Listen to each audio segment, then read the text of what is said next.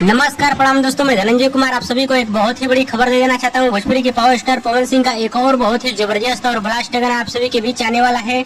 इसी गाने के बारे में आप सभी को पूरी जानकारी देने वाला हूँ।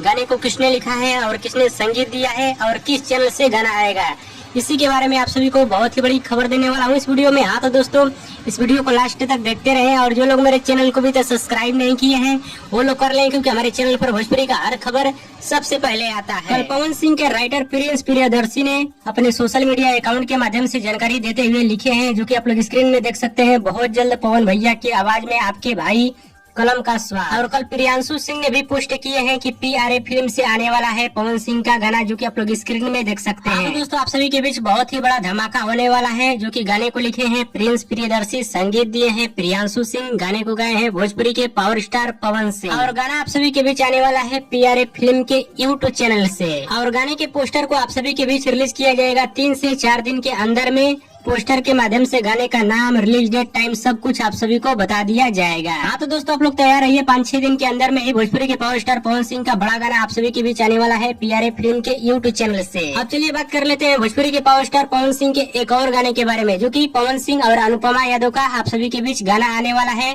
MMV रिकॉर्ड के YouTube चैनल से इस गाने को रिलीज किया जाएगा नेक्स्ट मंथ में, यानी मई महीने में इस गाने को रिलीज किया जाएगा। हाँ तो दोस्तों, हमारे इस वीडियो को आप लोग पूरा जरूर देखिएगा, तभी आप लोगों को पूरी बात समझ में आएगी, क्योंकि पवन सिंह के 2 गाने के बारे में जानकारी दिया हूँ इस वीडियो में। और दोस्तों, भोजपुरी के पावर स्टार पवन सिंह का वीडियो पसंद है तो ज्यादा लाइक करे, कमेंट करे, शेयर करे, सब्सक्राइब करे। धन्यवाद दोस्तों।